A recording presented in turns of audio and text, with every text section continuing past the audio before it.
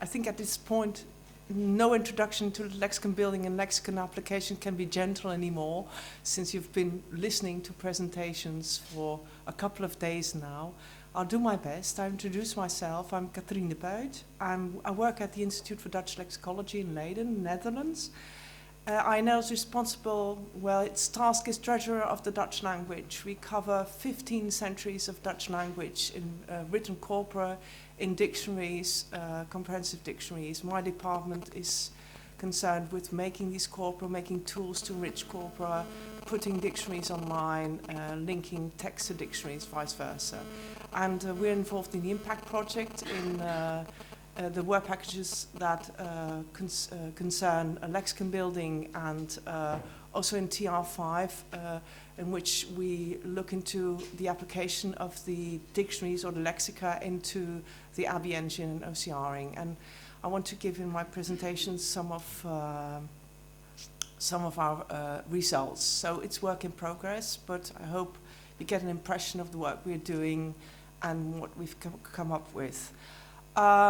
Since I'm a historical linguist and lexicographer by origin, I will start with some definitions. Sorry, that's nature of the beast. What is a lexicon? I will then explain what the lexicon and impact are all about. Go into lexicon building and lexicon application tools, which is our job in impact, and go into some results so far with focus on Dutch, for Dutch language. What is a lexicon? Well, I want to make a distinction between lexicon and an electronic dictionary. You all know, for instance, the Oxford English Dictionary. An electronic dictionary is a digitized full text dictionary, primarily for human use, and it's searchable with explicitly tagged information like an entry, a lemma we call that, the entry of the dictionary, part of speech, whether it's a noun or a verb, meaning and quotations. And an XML structure of a dictionary looks like this. I can show you a little bit. I don't see whether the mouse. You've got the sense, and then a definition, and then quotations. And this is an XML of one of our online historical dictionaries. I explain that because these quotations and these dictionaries, electronic dictionaries, have a function in impact. But when we talk about lexica, we talk in general about a computational lexicon. It's also an XML structured digital format or relational database, but it's primarily for use in computer applications, and it has explicitly encoded information, like also like in traditional dictionaries, lemma, part of speech, but morphological information, semantics and syntax. And it's well known in corpus linguistics. It's used for linguistic annotation of corpora, in which you have every word when you attach a part of speech to the nouns, for instance, and then a lemma to every word form in a corpus. It is used for enhanced retrieval and for basic retrieval, so that you can retrieve all inflected forms of a word out of a text collection. Or advanced, it can be used which we're searching for synonyms, etc. And also for syntactic parsing and machine translation. So it looks a little bit different. This enhanced retrieval is something we want to do within impact as well in the EE part of the work, namely that we think it's a good idea to try and do retrieval on these digitized texts, enabling the user to key in just a modern word or a simple word form, and then get all the variants, also inflectional variants and morphological variants. But we come back to that later on. So this is, you see, this is for machine readable use. This is a small extract of a computational lexicon with synonym information, which is not human readable at all. But in any case, the lexica and impact, there are two types of lexica and impact really. The OCR lexicon, it's a verified list of words in a language. It's based on a corpus, collection of texts or parts from text, and these texts have to be dated to enable relevant selection, and have to be of good quality, of course. If it's a verified list of words, it can't be an OCR'd list because of OCR errors that will be in that list. So obviously it has to be of ground truth quality. Preferably the OCR lexicon has frequency information, because you've got very frequent words and low frequency words, and this frequency information is used later on when OCRing to assign weights to the probability of having an interpretation of one word in a dictionary and not another one. And it's preferably from the same period or text type as the documents you want OCR'd, which is logical. You don't use an extraction of an OCR lexicon of 15th century spelling to OCR a 20th century text and vice versa. So to show how it looks like, I have two examples of actual lexicon, an extraction of the OCR lexicon. The left column is from the dictionary-based lexicon, attested lexicon, which is already available in Impact for Dutch. And in the on the right column, it is an extraction from the OCR lexicon, for which we use the corpus of the digital library of Dutch literature in the Netherlands. It's a text center with ground truth quality texts covering all centuries of Dutch language, and we have a corpus available from TBNL of about 150 million words, which we can use of ground truth quality, which we are allowed to use for Impact, and we're working on that. I'll come back to that later on. Then we have the IR lexicon, because we've been talking about OCR all morning. Improving access to text is first try and get the quality of the OCR text to a higher level, just not having the OCR errors into the text. But what we also think is an improvement of access to text is when you can allow the user to search in a more easy way for words in a text. And there's two major problems when a user does that. The first problem is lack of knowledge of historical spelling and historical language, and the second problem a user has is that when you look when you use exact match or approximate matching, you won't get all inflected forms of verbs, you won't get all spelling variants, and therefore we are building an Impact IR lexicon. It's basically the same list of word forms with frequency information, but we add a modern lemma, like you have an entry in a dictionary, to every word form, also historical word form, in that lexicon. And that modern lemma, like the modern word for world, can be used for retrieval later on. And we store quotations from corpora or electronic dictionaries. That's the two basic sources we use to build this attested IR lexicon, to have information on time period, on texts, on context of these words, to be used for our tools for lexicon building and for retrieval. And this is just simply standard practice in corpus linguistics and modern historical lexicography. And this is something we tried out at INL, using digitizing historical corpora, enriching them with modern lemma and part of speech, thus having better retrieval for lexicographers to find all the matching words when they describe a dictionary item. And this is also what we use for retrieval on our corpora. And this is then the Impact lexicon, a very tiny part of the XML structure of the Impact lexicon. I just highlighted the modern entry aantolen, and you see that that lexicon structure is very complicated. You see the written form, one part of the written form is teuld with this spelling, and you see I highlighted it in the quote, teuld aan. The verb is aantolen. This is the spelling, and this is how it's stored in the XML format in LMF in the Impact in the impact lexicon, which is of course more used for machine readable, for machines than for a user just to look at. Now, how do we build and apply these lexica? Well, aim twofold. Let's repeat. Be profitable for OCR and OCR post-correction. And we want to improve retrieval. So improve access is also improve basic retrieval by building this IR lexicon of variants with a modern equivalent as main entry key. So what we do in Impact, we do tools for lexicon building. We build tools on how to use the lexicon. We call that lexicon deployment, lexicon application for enrichment. So to go for the retrieval of these words in your text.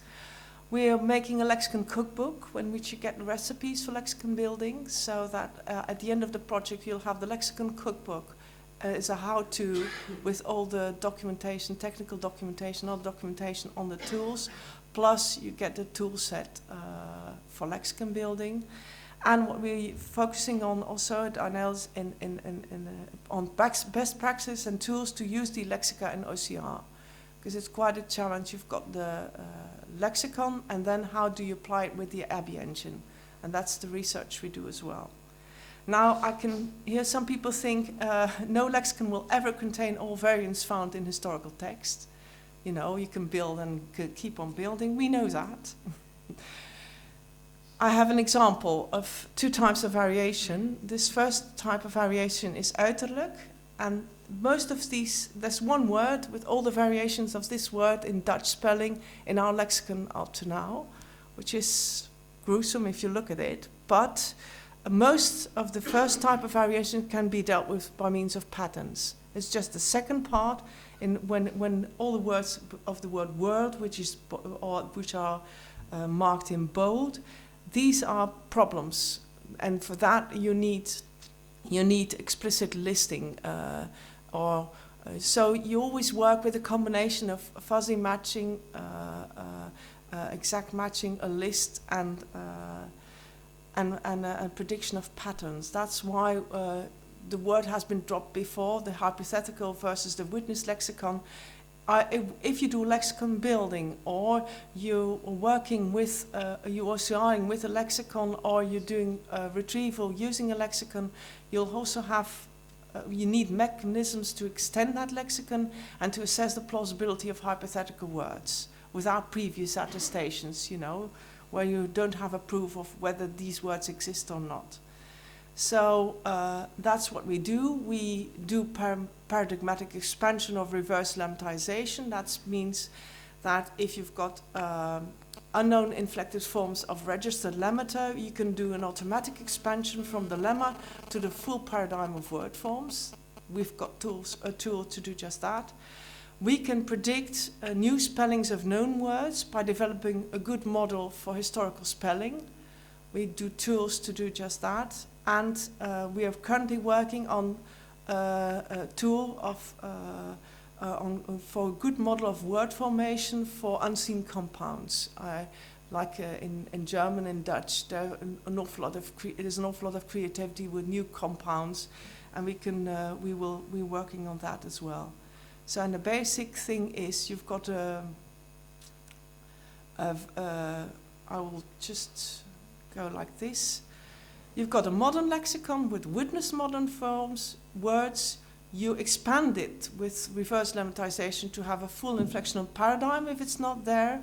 You do transformation patterns, and then you, based on your knowledge on historical spelling rules, and then you got the historical variants. So that's how you create this virtual modern lexicon and a virtual historical lexicon. So we deal with both. So what we need for lexicon building, to summarize, we need models of linguistic variation, inflection as well as orthography, and we need to collect variants. And the approach is really a cycle. You've got a model to help to construct a lexicon, but you need a lexicon to have information to construct, to induce the rules and patterns. So it's a combination of manual work and computational linguistics, and you need the lexicon building toolkit to support this development to do so. This is a schedule of the tools and how it works. I just show that to you, won't go into that. If you go to the Impact website, there's a publication which goes into much more detail on the lexicon building tools on the Impact website. So I refer to the paper like that. I can tell you a little bit about the spelling variation tools.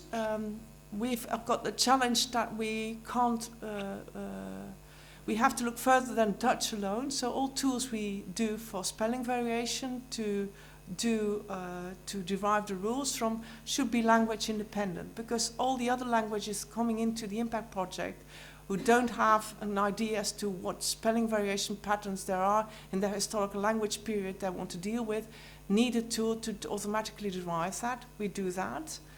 Then, of course, there's lemmatization. We said we would have all these different words and assign a modern lemma to it. I can give you a little example. If you look at the word distils, the left one, a thistle, this is a historical word. With pattern matching, we can convert distils to the modern spelling distils, which is the second one. But then you need a lemmatizer that knows that distils is a plural of the singular word distal modern. So that's how you go from a historical word form in a plural, reduce the spelling variation, and with a lemmatizer go to distal.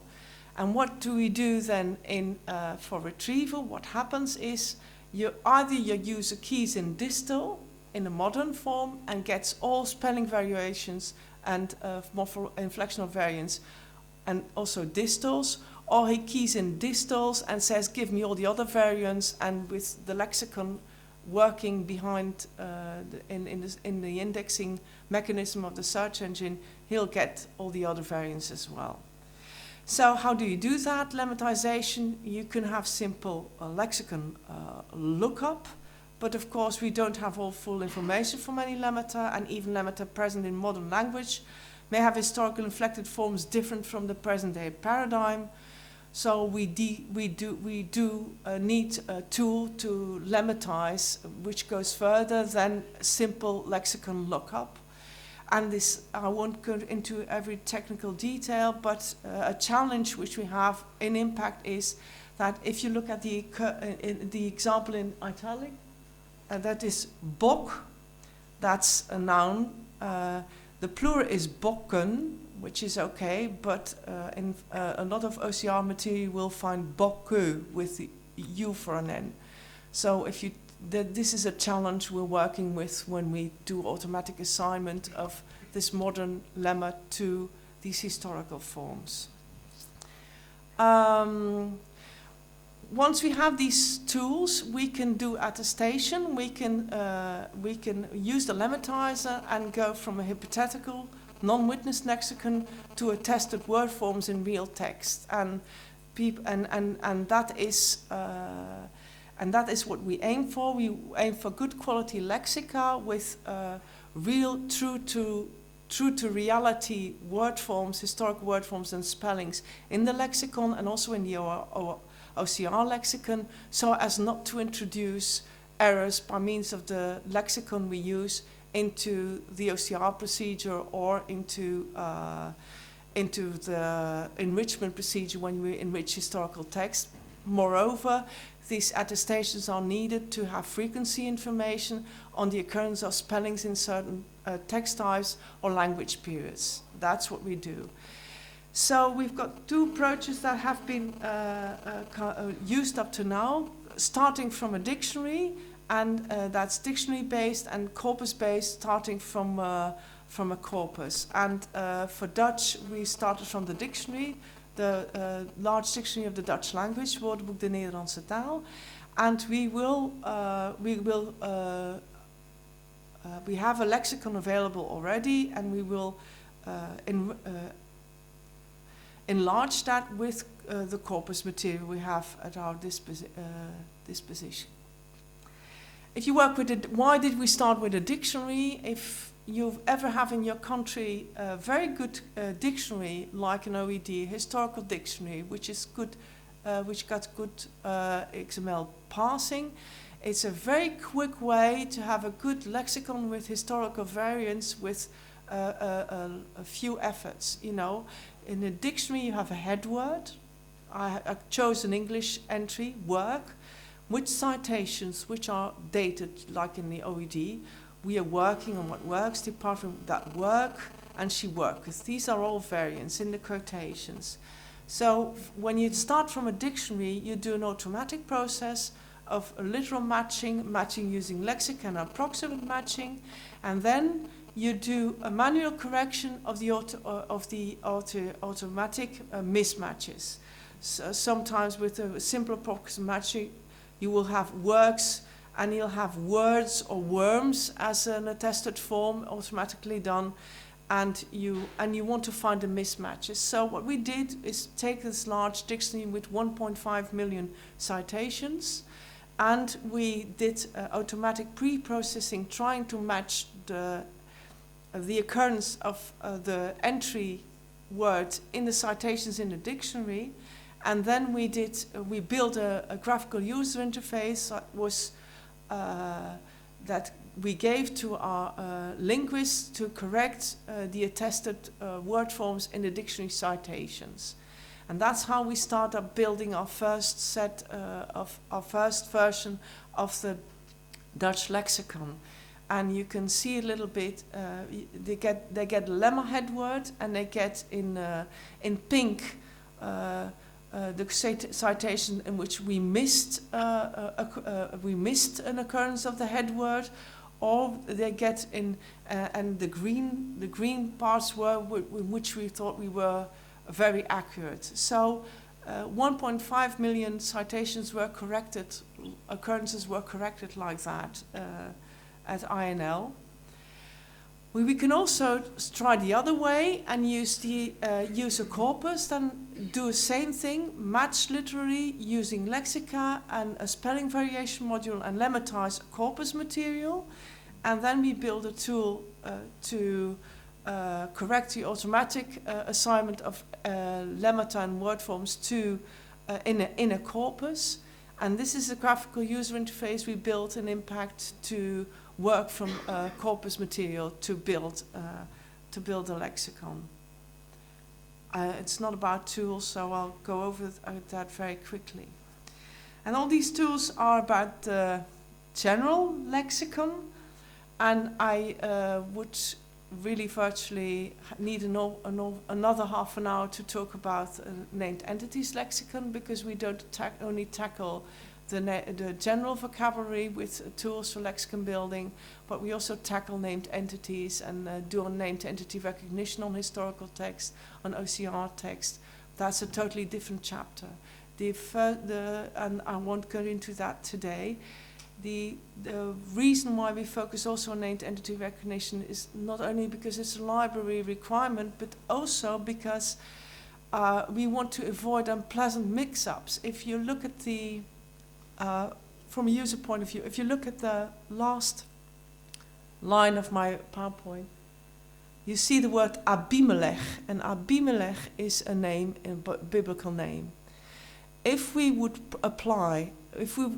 know this is a named entity, and we would apply very normal spelling variation patterns which are in the general lexicon, like a B becomes a P, an I an E goes to nothing, and a K can be a CH, then it would be very nice. Then we would change Abimelech, the biblical name, to apemelk, which is, if you literally translate it, milk from an ape.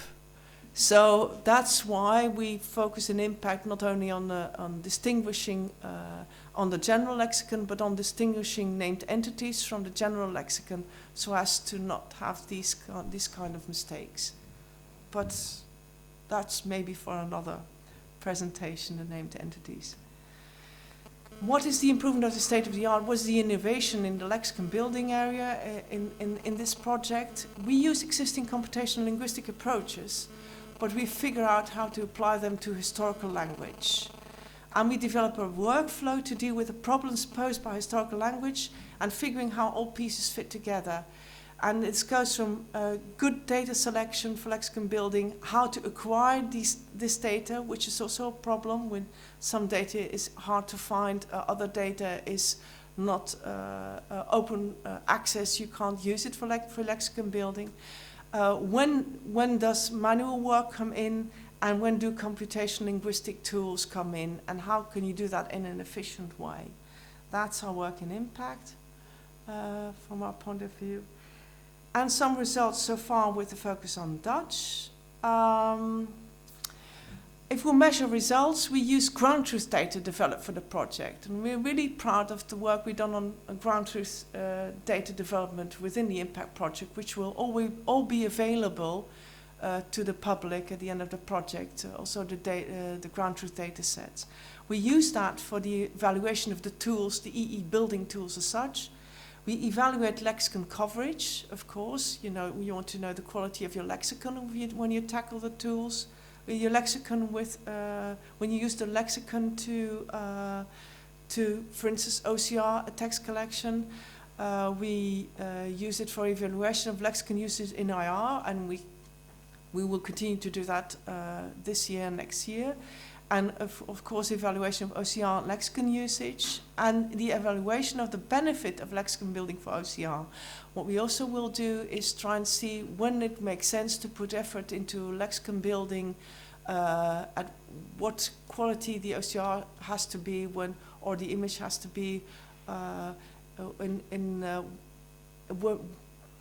Does it make sense to put effort into lexicon building, historical lexicon building, and tackle an image with a historical lexicon when the OCR quality is too poor? Not even a lexicon will help you. So we will do some work on that. The ground truth data set for Dutch is based on the KB Dutch National Library collection. It's a collection of parliamentary papers of the 19th century, a collection of 18th and 19th century newspapers, and a collection of end of 18th century books. And we've got a total of 13.1 million ground truth text material now, which we can work with. What do we evaluate? For instance, the efficiency of lexicon building. If you wonder how much time it took our linguists to correct the automatic assignment with the dictionary-based lexicon building tool, well, the speed of the GUI for correction was that people on average corrected 1,725 quotations per hour, which is 231 entries per hour. So that's, if you talk about mass digitization, you want to also have some kind of form of mass production of good quality lexicon content. That's also a focus we do within the work here. What we do also, for instance, we talked about expansion of paradigmatic expansion, reverse lemmatization, tools we build. Because the tools have to be generic, we tested it on existing full-form lexica of Dutch, French, and Polish. And we just checked how our impact tool worked on these lexica, and this were to see whether the quality of our work was good enough also for other languages. And this was a result. It actually performed worse on Dutch language, which is understandable because of the nature of the language as such. What we also did was lexicon coverage, and what we tested was what do we do, what happens when we use a modern lexicon of Dutch, what happens when we use the EE 3.3, that's the lexicon based on the Dutch dictionary, what happens when you do a combination of both on type coverage and token coverage, and what would happen if we would add the information from the corpus we want to tackle. So that's the token coverage and type coverage. We did that for the ground truth books. You can see that online, for the newspapers, for the parliamentary papers, and for a 17th century Bible and 17th century books. And our conclusion was that if we would cover the top 200,000 of the historical corpus,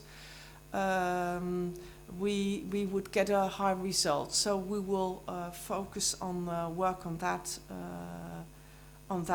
in the coming months. I could talk about measuring effect of lexicon use in information retrieval, but you already signaled that I'm running out of time.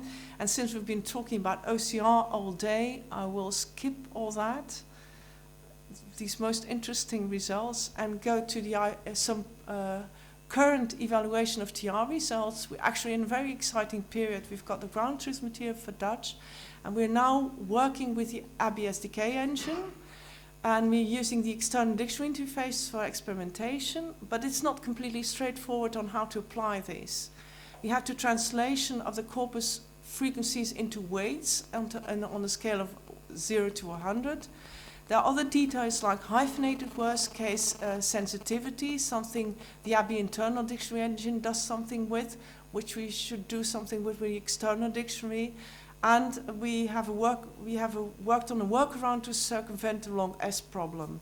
What we used was the corpus-based frequency lists, the EE 3.2 deliverable lexicon, and the fine reader internal lexicon. What we measure is word accuracy and results.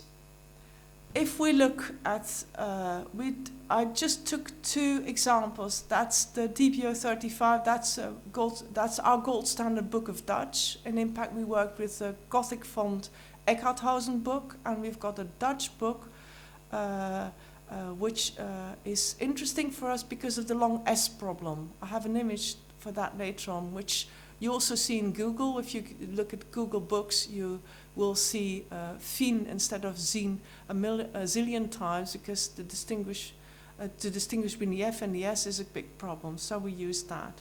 If we use the ABI internal Dutch lexicon and we OCR that book, you get 88.8% word accuracy rate.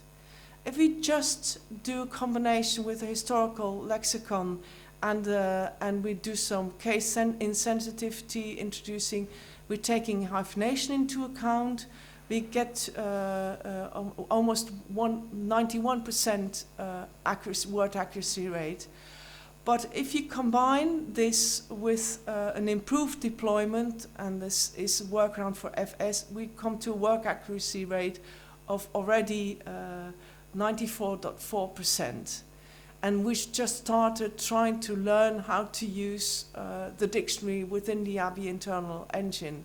It's just the start of the project, so it's already very promising. For the parliamentary papers, with not a long S problem, you see no difference between the two approaches. But there's already some improvement on using the dictionaries made within the Impact project. This book we chose for as a good example, just also to demonstrate, is an 18th century book with a font problem because it's got the long S problem. You see that you've got stilte, which is stilste, and not ftilfte like the ABI engine usually makes of it. And I can show you the results in a snippet of text. This is just a snippet of text of this book with a lot of FS mix-ups.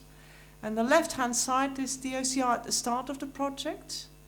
And you see in red, you see the words that are wrongly OCR'd because of the FS problem. And you've got them in blue as well. The result, I can't help it, but the result of this other thing is the result we had on this particular passage with our lexicon, the historical lexicon of Dutch, with the workaround we did for the long FS problem, is that we had no mistakes in the OCR on this passage left. And what was this workaround? And that's why we talk about intelligent use of dictionaries. That's, we did some integrated post-correction. We tell the engine basically that if you read the second word eerste, if you interpret it as an F, you tell the OCR engine in the first place it's a good word, and then You apply a post-correction using a dictionary, which turns it into eerste, because that's a reasonable interpretation, and you will get the correct OCR. Why is this workaround important, and why does it improve results? Because if you look at the red words, if we don't do that and we try and run the engine like it does now, it will turn the first word, eerde, which is in red, is a correct Dutch word. With post-correction, you'll never get a good suggestion that this word eerde should have been eerste. The same goes for veiligde, the fourth word over there, or zwaarde, the other red word over there. You'll never correct these mistakes with post-correction in the OCR engine. And if you look at the second and the third word in red, gevaarlijk vtili and vtili, I don't think any dictionary will know what to do with correct suggestion. So we try and basically make sure that the end result using the dictionary is a good one. So that's the work we're currently doing. So what we'll be doing in the future, an awful lot of work still, compound analysis as I talked about. We will do some work on the irregular historical whitespace use. We'll do some corpus-based lexicon extension for Dutch. We will be testing our tools and optimizing them using ground truth data. We will improve the TR lexicon by extending the IR lexicon and removing fault friends from the corpus lexicon. And we will continue this really very recent and promising work on the best way to deploy these lexica in the OCR. And we will end up probably with some kind of, I think, a plugin or a setup in which we can give to other languages, for other language we make, for other people to use the engine with another language and to have the right settings and the right use of the dictionary, and then use them for their own OCR process. And that's a bit what we've been doing. I'm sorry, I'm talking too much again, so I hope didn't bore you too much. Are there any questions?